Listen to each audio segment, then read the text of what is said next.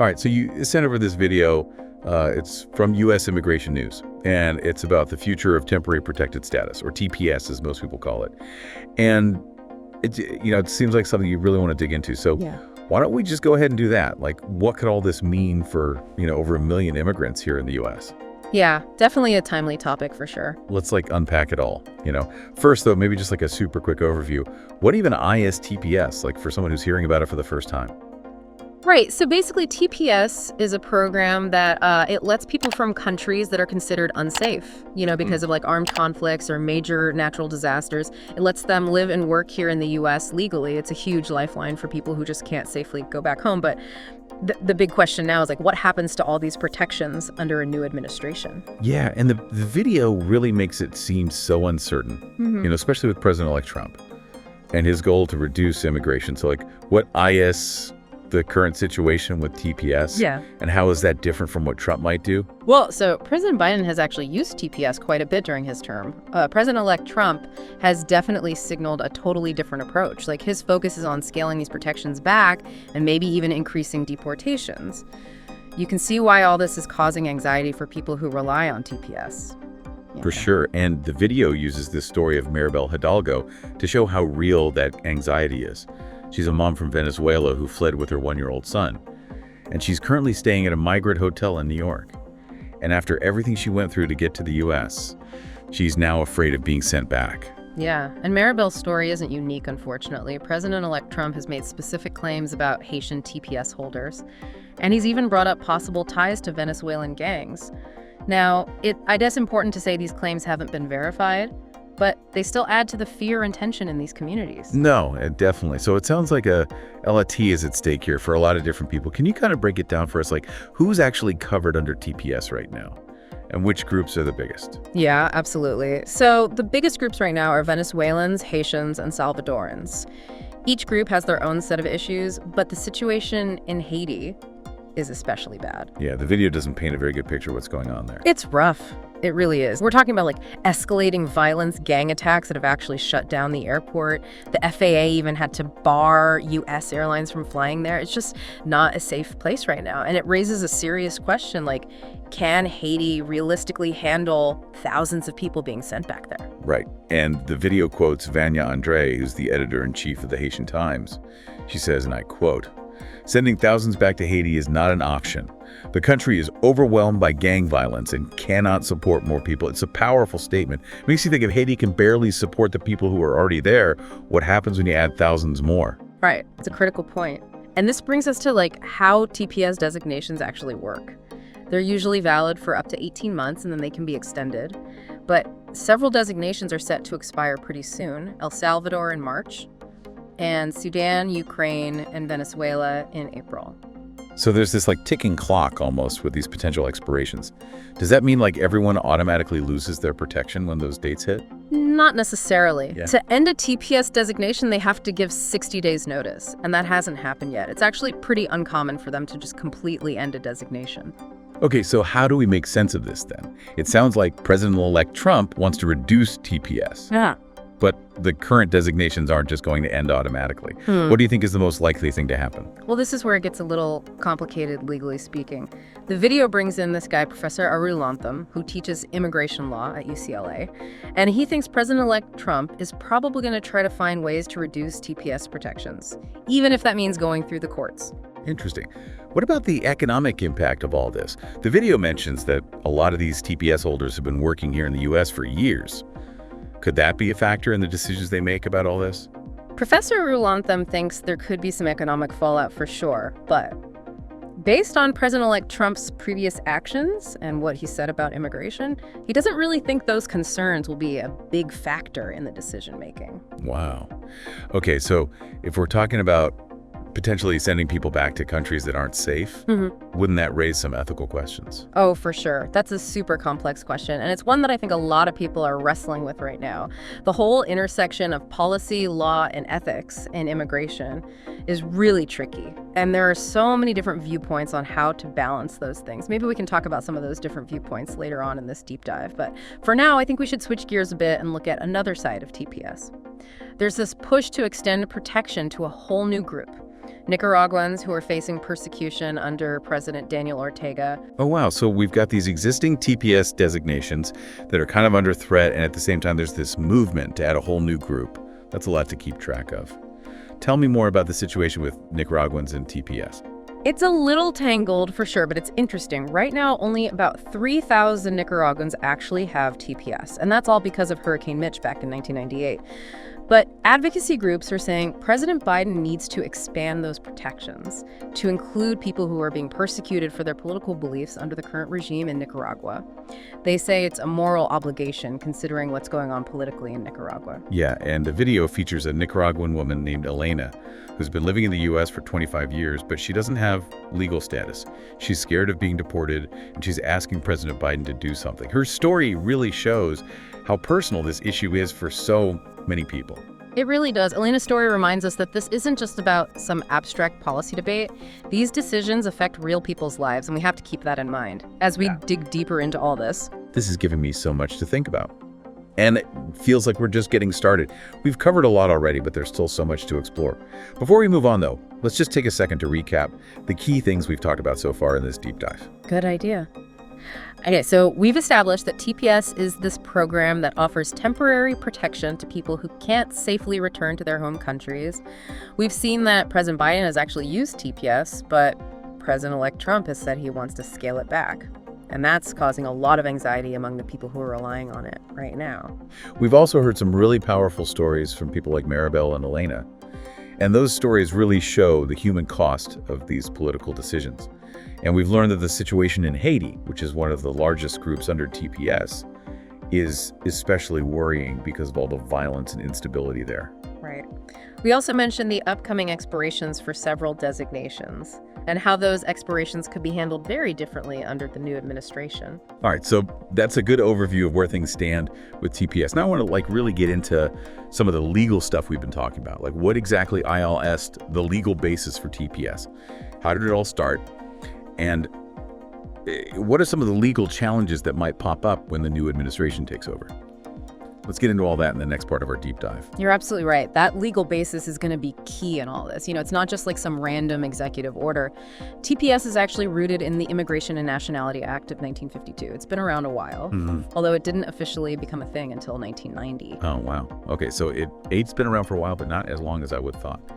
So to get that TPS designation, what are the actual requirements? Is it like any kind of crisis, or are there specific things a country needs to be going through? No, there are definitely specific criteria, and they're pretty serious too. Like we're talking ongoing armed conflict or environmental disasters so bad that it's not safe for people to go back, or like really extraordinary and temporary conditions that a country just can't handle on its own, stuff like that.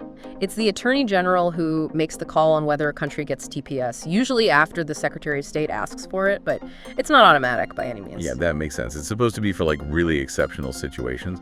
But once a country does get designated, how does it all work in practice? Like what's the process for individuals and for the government when it comes to renewals and stuff? Okay, so good question. For the individual, it means they can't be deported. They can apply to work legally and basically live a fairly normal life in the U.S., at least while that designation is active. It's important to remember, though, that it's not a path to citizenship. As for renewals every 6 to 18 months, depending on how the designation was first made, the Attorney General has to reevaluate the situation in that country. And this is where things can get a little political, because that reevaluation could lead to them extending the TPS. Or they could redesignate it, which means the criteria change a bit. Yeah. Or they could just terminate the TPS altogether. So yeah, there's a lot of power in the hands of the executive branch when it comes to TPS. Oh, for sure. And that brings us back to President-elect Trump and how he might approach all this. We know he wants to reduce immigration. But is there anything we can learn from how he handled things in the past? Something that could give us a clue about what he might do with TPS this time around?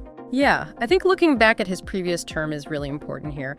President-elect Trump tried to end TPS for a bunch of countries back then, including El Salvador, Haiti, and Nicaragua. His argument was that TPS is supposed to be temporary, and he said it had gone on for too long, and that these countries were safe enough for people to go back to. But those attempts faced a lot of legal pushback. Yeah, didn't the courts end up stepping in and blocking some of those terminations? Exactly. The courts basically said that the administration hadn't followed the right procedures. or that they hadn't given good enough reasons for ending TPS. But here's the thing. The legal landscape is different this time around, so if there are any challenges this time, it's not clear how they'll turn out. Oh, wow. So this is already complicated, and now we're adding even more complexity to it. Okay, so if President-elect Trump tries to restrict TPS again, what are some of the legal arguments that could be used against him? And are those arguments any different from the ones they used before? Well, one big argument might be about due process, Throfer. TPS holders have built lives here in the U.S., often over many years, and to suddenly take their status away without giving them a fair chance to make their case. Well, that could be seen as a violation of their due process rights. Another argument could focus on the Administrative Procedure Act, which says that agencies have to give a clear and reasoned explanation for their actions.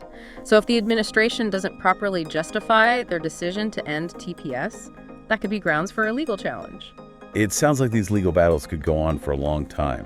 What happens to the TPS holders while all this is happening? Do they just have to wait and see?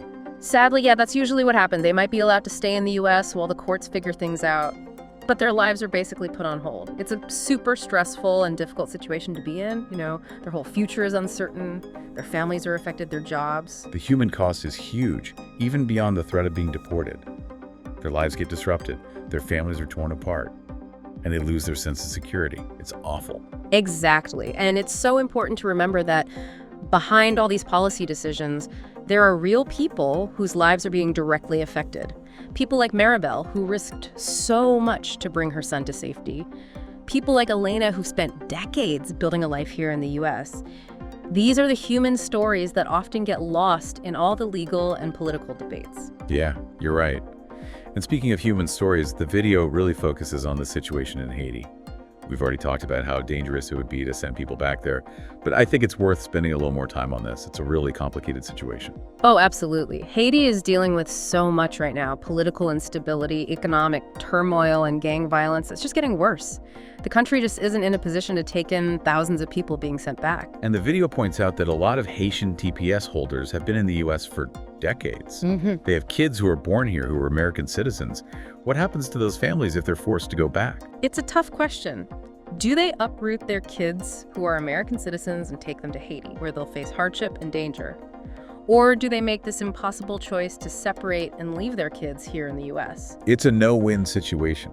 And it shows how these policy decisions have a ripple effect. It's not just about individual TPS holders. Yeah. It's about their families, their communities, their whole lives. You got it. Yeah. And it's also about the bigger picture for society as a whole. These families contribute to the U.S. economy. They're part of what makes their community strong. Uprooting them would have huge consequences, both for them as people and for society in general. It seems clear that ending TPS for Haitians would be a logistical nightmare, and a humanitarian crisis. But what about the other big groups under TPS, the Venezuelans and the Salvadorans? Are they dealing with similar challenges? The details are different, of course, but the underlying issues are pretty much the same. Venezuela is in the middle of political upheaval and an economic collapse. And El Salvador is seeing a huge increase in gang violence and poverty. Sending people back to these countries would be inhumane, and it could actually make the very problems that made them leave even worse. That's a great point. It's not just about whether these countries are technically safe on paper. It's about whether they can actually handle thousands of people coming back all at once, and whether they can provide those people with the basics, like housing, healthcare, and jobs. Right, and in a lot of cases, the answer is no. These countries are already struggling to meet the needs of their own people. Adding thousands more to the mix would just put even more strain on their resources. And it could even make the whole region more unstable. So we've got the human cost, the logistical problems, and the possibility of making things even more unstable in these countries. But what about the economic side of things here in the U.S.? The video said that TPS holders are a big part of the U.S. economy. Can you say more about that? Definitely. TPS holders are a vital part of the workforce here. They have jobs in all sorts of industries. They pay taxes, they contribute to their local economies. Ending TPS would mean losing a lot of workers and economic output. And the video even mentioned a study that said if we ended TPS for Salvadorans, Hondurans, and Haitians, it could cost the U.S. over $164 billion in GDP over the next 10 years. That's a huge number. It is. It shows that TPS isn't just a humanitarian issue, it's an economic one too. It's funny how often we hear these two sides, the humanitarian and the economic, like they're competing with each other. But in reality, they're usually connected and they actually reinforce each other. Like in this case, giving people humanitarian protection also makes sense from an economic standpoint. Totally. We need to stop thinking of TPS as some kind of burden on the U.S. economy. It's actually the opposite. TPS holders help make our communities and our economy stronger. All right, so we've looked at the legal side, the human cost, the potential for things to get worse in these countries, and the economic impact. It's pretty clear that ending TPS would have huge consequences both here and around the world. But what are the other option? What about extending TPS to Nicaraguans who are being persecuted for their political beliefs, like the people in the video we're talking about? That's a good point. Now we're shifting the conversation from the potential harm of ending TPS to the potential benefits of expanding it. People who support TPS say that extending it to Nicaraguans is the right thing to do morally, and they say it would also benefit the U.S. in several ways. Okay, interesting. What kind of benefits are they talking about? Well, the most important thing is that it would give a safe place to people who are running from persecution. It would also let them work legally here in the U.S. so they could use their skills and contribute to the economy. And it would send a strong message to the Nicaraguan government that the U.S. is on the side of people fighting for democracy and human rights. So it's a mix of humanitarian, economic, and geopolitical arguments. It seems like there's a lot to consider here, weighing the potential costs and benefits of both ending and expanding TPS. Where do you think this conversation is going to go in the next few months? It's hard to say for sure. There's a new administration coming in, so there's definitely going to be a lot of debate and uncertainty around TPS. But one thing is for sure, this is a really important issue with huge consequences. The decisions made in the next few months will have a profound impact on millions of people, both here in the U.S. and in other countries. Yeah, it does feel like we're at this crossroads with TPS. We've talked about what could happen if it ends and the arguments for making it bigger and all the legal and political battles that might be coming. It's a lot. Before we finish up, though, I want to go back to something you said earlier about how powerful those individual stories are. Like they cut through all the noise and complexity. Absolutely. The video you shared does such a good job of showing how these policy debates affect real people. Those stories stick with you way more than the facts and figures do. Totally. Yeah. Like Maribel's story, the mom from Venezuela who had to flee with her little boy. Hearing her talk about that journey through the Darien Gap and how dangerous it was, and then to think that she could be deported now that she's finally reached the U.S., it's just heartbreaking. It really makes you realize that we're not just talking about numbers or legal terms. Sure. We're talking about real people with hopes and dreams and families. And it's not just Maribel. Yeah. We heard from Elena, too, the woman from Nicaragua who's been living here for 25 years. She's built a whole life here. She's part of her community. And now she's terrified of being sent back to a country she barely remembers. These stories really force us to think about the moral side of all this. Like, what does it mean to offer people protection and then maybe take it away? They also show how tough it is to find solutions. Because even though these individual stories are so powerful, we still have to think about the bigger picture. Things like making sure our immigration system works and upholding the rule of law and national security concerns. For sure. It's a tough balance and there's no easy answer. But I think the key is to approach this whole issue with empathy and to really listen to what other people have to say. And that's exactly what we've tried to do in this deep dive, right? We've talked about the reasons for and against TPS. We've looked at the economic side of things and we've dug into all the legal stuff. Yeah. And we've also highlighted all the different voices in this debate. There are people who think TPS has gone on for too long and that it needs to be scaled back. And then there are others who think it should be expanded and that people who've put down roots here in the U.S. should have a way to stay permanently. And the video even showed us Maria Bilbao from the American Friends Service Committee. She made a really strong argument for giving TPS to Nicaraguans who are being persecuted because of their political beliefs. It reminds us that there's a moral dimension to all of this that goes beyond just the legal and political stuff. Right. In the end, the real challenge is to figure out how to create immigration policies that make sense, and that also reflect our values as a country. And that means being open-minded, having informed discussions, and being willing to find some common ground. This deep dive has definitely given me a lot to think about, and I hope it has for you too. We've covered a lot, but there's always more to learn. I'd encourage you to keep digging into this topic, read different perspectives, and come to your own conclusions. I totally agree. And as you keep learning, keep in mind that this isn't just some abstract debate. This is about real people's lives.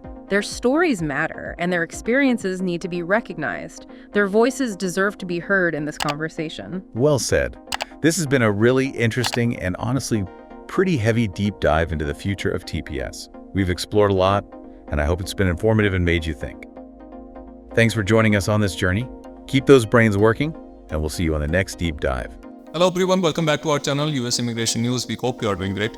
Well, in today's video, we will be talking about millions at risk as Donald Trump vows to end temporary protected status, immigrant communities in panic.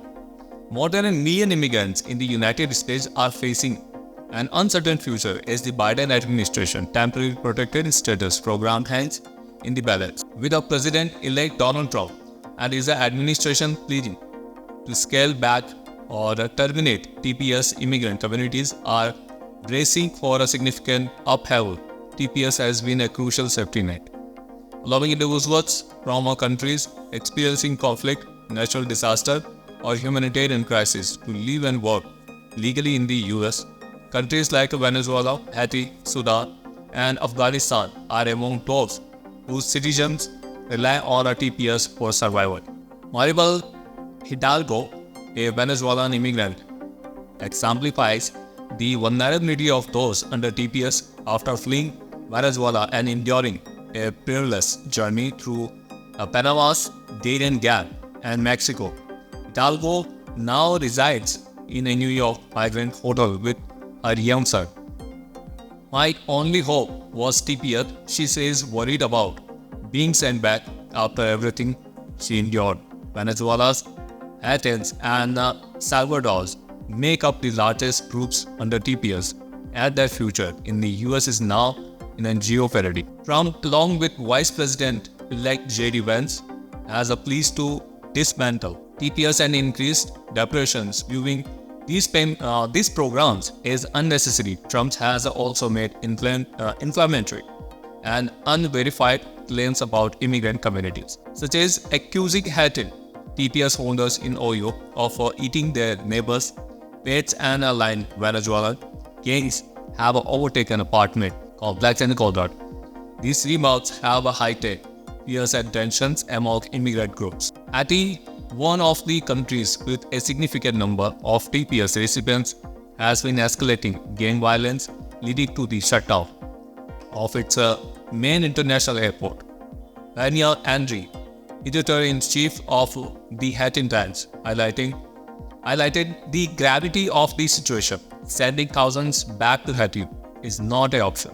The country is a whole helmet by a violence and cannot support more people. The Federal Aviation Administration has a temporarily barred US airlines from flying to Haiti, reflecting the deteriorating security situation. TPS designation generally lasts up to 18 months and are often renewed, but expirations are approaching for several countries. El Salvador designation ends in March, while Sudan, Ukraine, and Venezuela will see their expire in April. Federal law allows for the terminations of TPS with a 60-day notice, but such a move is a rare and has yet to occur under Trump's incoming administration. Aaron Latham, who successfully challenged Trump's previous attempts to end TPS, anticipates more legal battles ahead. He warns that terminating TPS could strip over 1 million people of their employment authorization, with devastating economic consequences, but nothing in Trump's history suggests that they would care about such considerations. And Latham adds, advocates are urging President Biden to act swiftly, particularly for Nicaraguans who have faced political persecutions under President Daniel Ortiz. With only about 3,000 Nicaraguans still covered by TPS from protection, originally granted after Hurricane Mitch in 1998, extending these protections is seen as a moral imperative. As the threat of the TPS looms, communities mobilize to fight for their safety and stability. The outcome of these policy decisions will profoundly impact millions of lives.